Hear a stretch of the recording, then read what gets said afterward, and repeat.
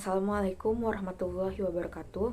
Izin memperkenalkan diri, nama saya Sami Aulia Rahma dari Fakultas Keguruan dan Ilmu Pendidikan, Prodi Pendidikan Bahasa Inggris dengan NPM 2213042021. Di sini saya akan menunjukkan resume yang telah saya buat tentang materi-materi yang disampaikan di PKKMB Universitas Lampung tanggal 15 sampai 19 Agustus tahun 2022.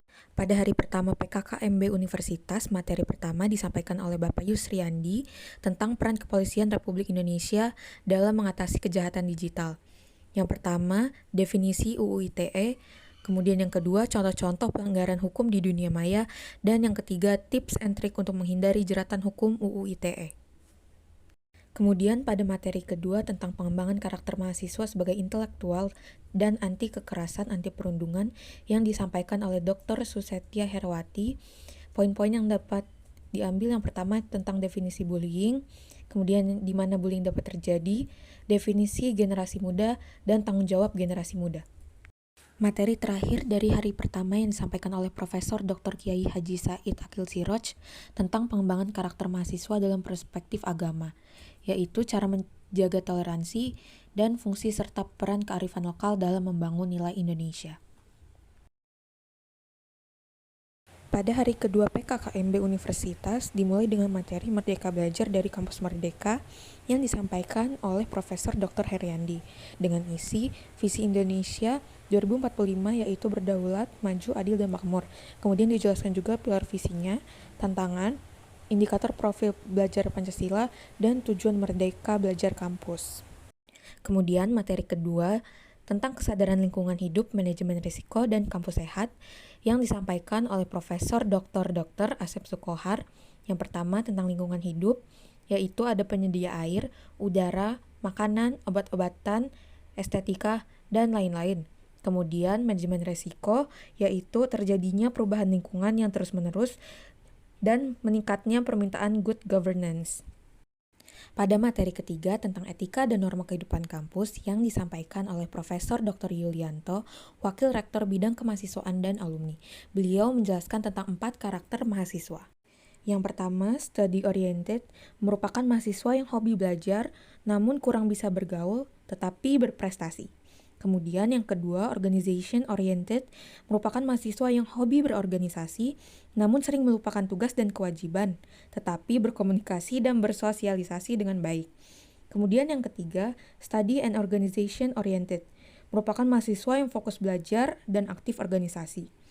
Kemudian yang terakhir, suka bermain, merupakan mahasiswa yang tidak bertanggung jawab dan kurang berprestasi, namun dia mudah bergaul dengan teman-teman. Adapun contoh mahasiswa ideal merupakan mahasiswa yang berpikir positif dan mampu memanajemen waktu.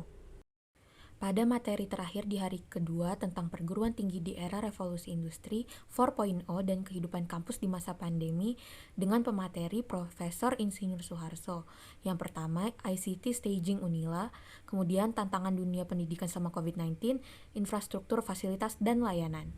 Materi pertama disampaikan oleh Profesor Dr. Patuan Raja MPD dengan judul Sistem Pembelajaran di Perguruan Tinggi di Era 4.0 dan Plagiarisme.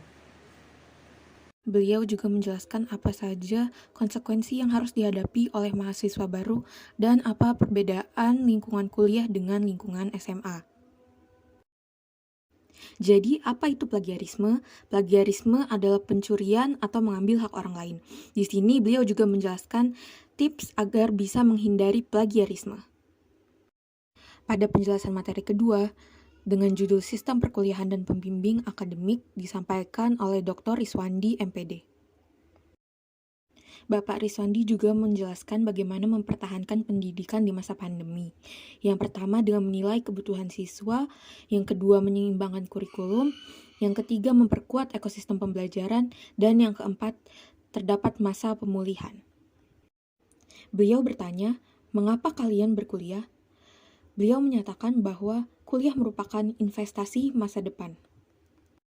Pada materi ketiga yang disampaikan oleh Dr. Anda Supriyadi, MPD, tentang fasilitas fakultas dan kemahasiswaan.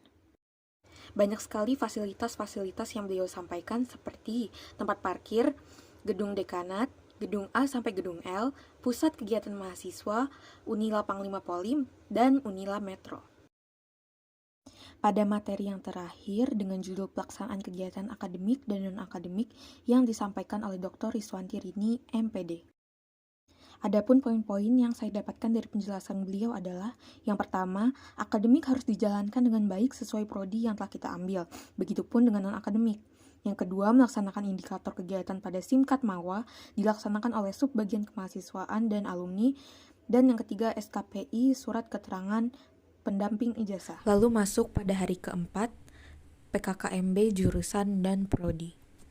Sesi pertama, pengenalan ketua jurusan pendidikan bahasa dan seni beserta staf-stafnya, kemudian pengenalan ketua prodi per masing-masing jurusan dengan staf-stafnya, dan tenaga kependidikan jurusan pendidikan bahasa dan seni.